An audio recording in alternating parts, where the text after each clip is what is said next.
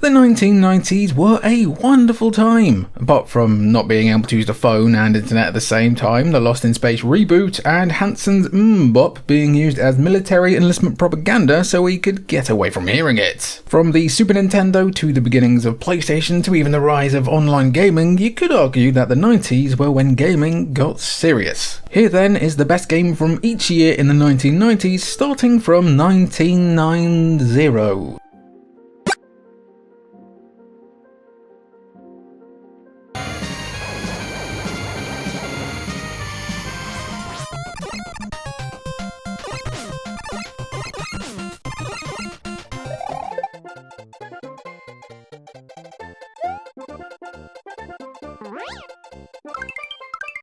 It's fair to say that Super Mario Bros. Broke the mold on how to create a 2D platformer, but any improvements made by that game were blown out of the water when Nintendo dropped Super Mario World. Not only is it a much better game, but Super Mario World also is such a massive graphical improvement over its predecessors that it probably single-handedly convinced millions of NES owners to pick up a SNES. Plus, it was the game that introduced the world to Yoshi, so it's clearly the best game in the world ever made, and there's a reason why it's been re-released so many times in the nearly 4 decades since. It is arguably the best 2D Mario platformer of all time. Instead of just ploughing through levels one by one, Super Mario World actually gives players a world map to explore, and many of the game's levels have secret exits and discoveries that unlock new features or opportunities to complete the game your way. There's even new abilities like the cape, which is great for anyone looking to skip through an entire level in record time, all of which combine to create a legendary 2D platformer that's still as much of a joy to play now as it was when it launched on the Super Nintendo. Plus, that music is iconic. Mario music always is, of course, but there's something about Super Mario World that's just levels above. It's a 10 out of 10 masterpiece, now and forever. It's no use disagreeing.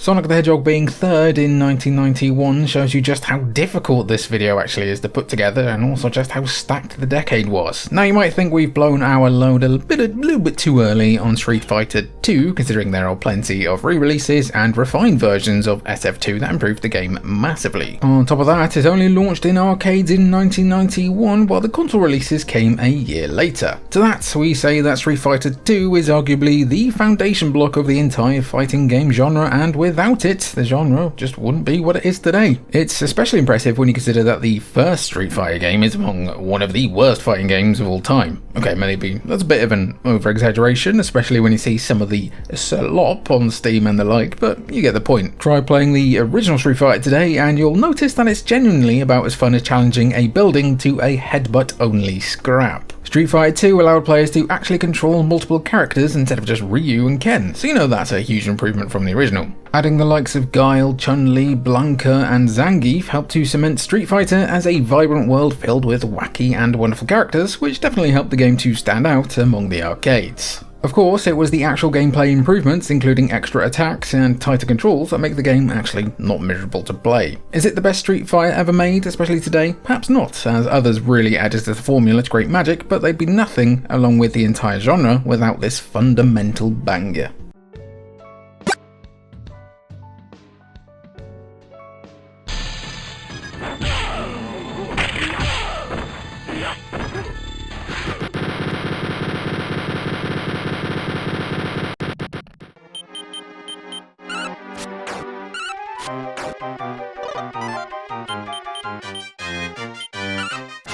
Dragon Quest, especially in the West, has for a long time lived in the shadow of Final Fantasy, and doesn't seem like that's going to change anytime soon. In 1992, Dragon Quest really managed to strike back against Final Fantasy though, with Dragon Quest V Hand of the Heavenly Bride, which is probably the most ambitious Dragon Quest game of all time, or at least up until that point.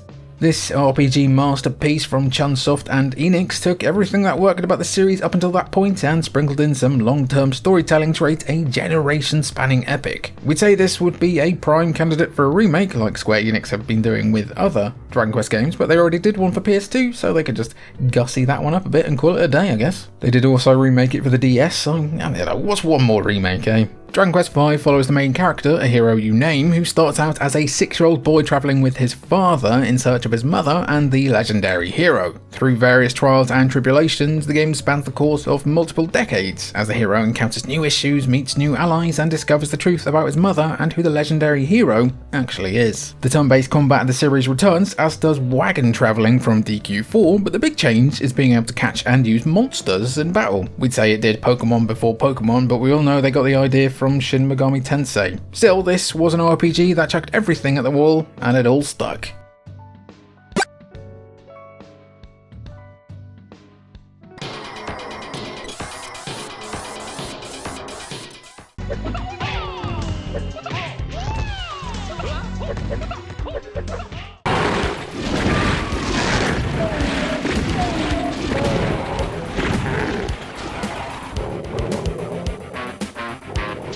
There are a number of good games that released in 1993, but come on now, it could only ever be Doom. Yeah, it might have only released at the very tail end of 1993, so if the Game Awards were going in 1993, it absolutely wouldn't have been included in the running, but that's the joy of doing retrospectives like this. It says 1993, so it is a 1993 game, and it's arguably the game that influenced the FPS genre the most in the over 30 years since its release. I mean, Jeff, we wouldn't have High Guard without it. Sorry, had. Granted, some of that can be traced back to Wolfenstein 3D a year earlier, with id Software's great Nazi shooter proving that first-person shooting would be the future of the entire gaming industry. It's just that Doom took everything that Wolfenstein did and did it infinitely better. Faster, better looking, more weapons and enemies. Doom was simply the superior game, and the sales figures proved that, as Doom was making in a day what Wolfenstein did in a month. At this point, we don't really need to explain Doom to anyone beyond the obvious. You blast demons and find bits and bobs, and while the original Doom formula has aged somewhat in the years since, it's still great fun tearing through old levels, finding keys and secrets as you obliterate demons. If you want an idea of how successful and brilliant Doom was, look at the mountain of clones and imitators that came out of the woodwork soon after Doom did. The industry simply wouldn't be where it is today without Doom.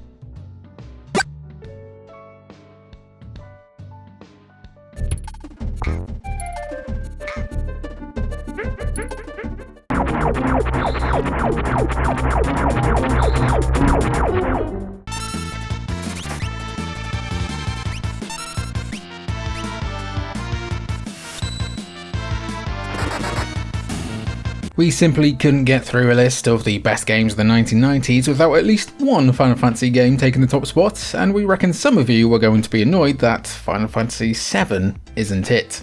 Spoiler? Our reasoning though is kind of simple. 1997 is an incredibly tight year for the best games of all time, while in 1994 Final Fantasy VI kind of storms it, though Super Metroid isn't too far behind. Many would consider Final Fantasy VI to be a genuine contender for the best Final Fantasy game of all time, along with being one of the best RPGs ever made, and there's simply not enough good words to say about this one, but we're going to try. The game follows Terra, last name Dactyl, and an ever-growing band of characters as they make attempts to resist the power of fascist military dictatorship. Sure, there's plenty of Final Fantasy games about characters resisting an empire of some sort, but Final Fantasy VI might just be the darkest entry in the series. This game has chemical warfare and a truly psychotic, unhinged villain that's responsible for one of the biggest and best mid-game twists in gaming, or well, in any media really. Despite the dark and bleak nature of the game though, Final Fantasy VI manages to keep the charm and humour you'd expect from a Final Fantasy game. Couple that with the series' trademark active time battle system and plenty of customization in terms of weapons, accessories and magic for each of the 14 characters, and it's no wonder this has become RPG royalty. We could crow on about it forever.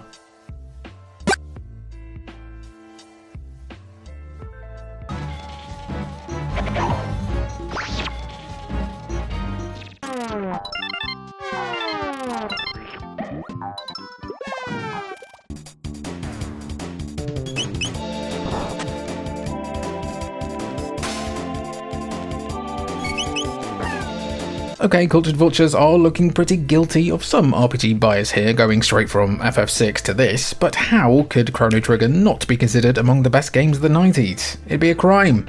A time crime. In a genre filled with ambition, creativity, and great gameplay, Chrono Trigger manages to surpass nearly all of them with its sublime and zany time-hopping adventure. Quite how this one hasn't been ported to all modern platforms already is perhaps the most baffling thing that Square Enix have ever done, and they released The Quiet Man. Developed by what's been lovingly referred to as a dream team, Chrono Trigger comes from a collaboration between FF creator Hironobu Sakaguchi, Dragon Quest creator Yuji Horii, and Dragon Ball author/Dragon Quest character artist Akira Toriyama. With those three at the helm, is it any wonder Chrono Trigger has stood the test of time? The gameplay uses a similar ATB system as Final Fantasy, but the real innovation here is in the game's story, which sees the party of characters from different periods in history trying to stop a powerful creature known as Lavos. What's impressive is how much decision making you get in deciding the fate of the world, making Chrono Trigger quite the highly replayable RPG. Also, Frog. I don't need to say anything else.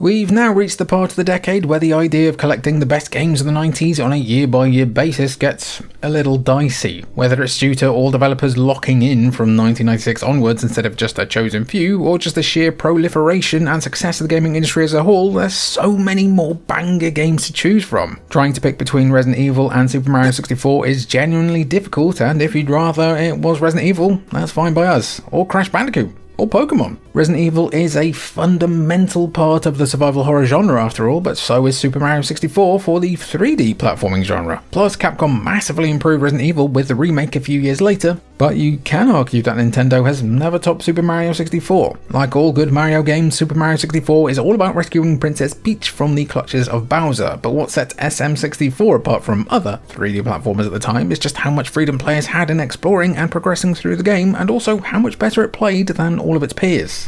From Peach's castle to the over dozen levels that are filled with secrets and stars to collect, Super Mario 64 is an inventive and captivating platform that's always throwing new ideas and mechanics at you. The camera might be a bit dated by today's standards, but unlike a lot of 3D platformers that have been released since SM64, this game is still highly replayable, even if you're not planning on speedrunning and using every glitch imaginable. To put it simply, this is the gold standard of 3D platforming, and everything else has been chasing Super Mario 64's shadow.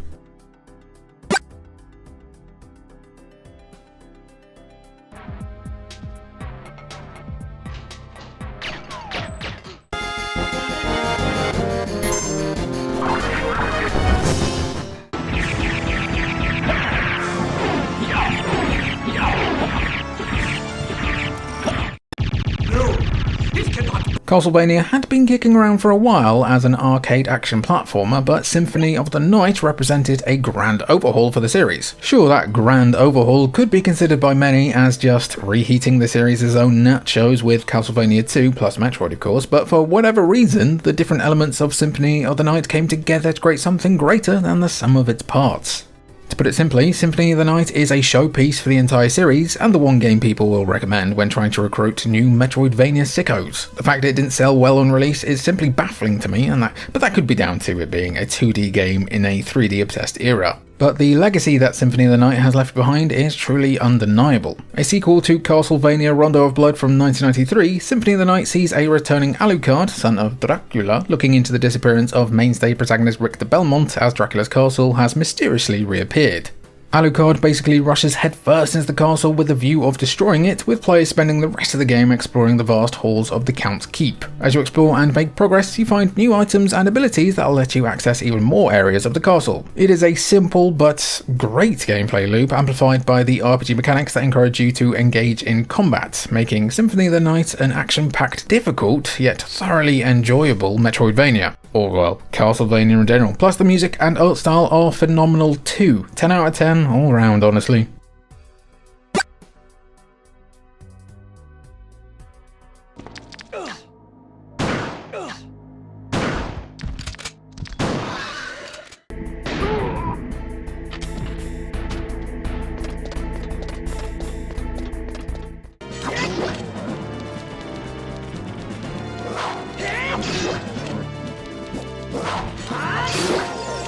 Possibly the most stacked year of the entire decade, there are like 10 different contenders in 1998 alone that could be considered not only the best game of this year, but the best game of the decade, and some of them of all time. Soul Calibur, Tekken 3, Resident Evil 2, Banjo-Kazooie, Baldur's Gate, Xenogears, F-Zero X, Half-Life? Just some of the games we haven't mentioned at all. Yeah, impossible. Really hard task. Subscribe to make us feel better.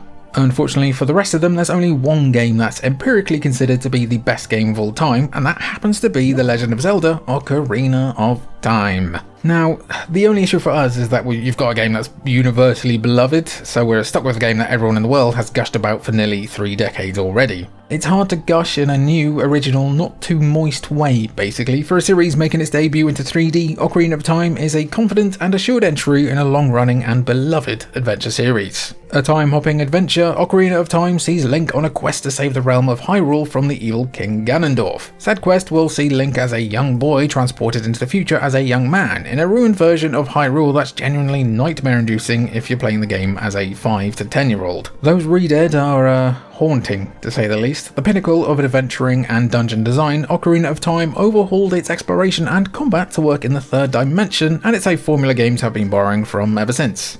And then, like 2 years later, they released a sequel that was almost as beloved. Simply, undeniably wonderful stuff.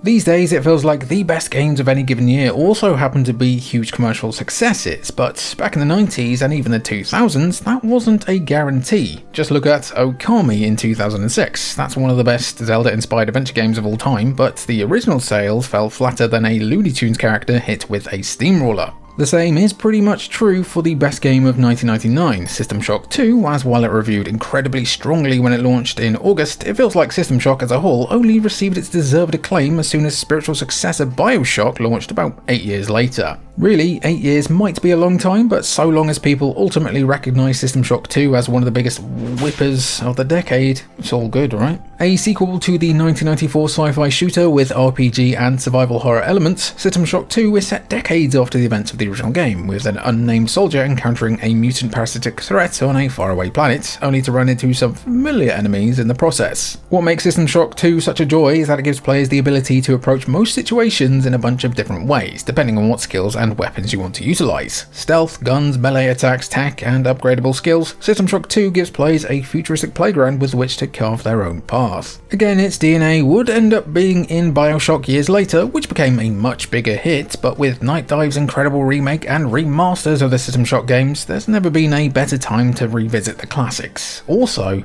to be honest, I wanted to put Gold and Silver at number 1 just because of this guy, but that's not a good reason, they said. Whatever. Outro gang, those were the best games of the 1990s, according to us. Did you like this? I did. Did you like the format? Would you like to see it done for best games of the 2000s? Well, be sure to let me know down in the comments down below. I've been Jimmy for Cultured Vultures. It's been good to have you, and I'll see you when I see you.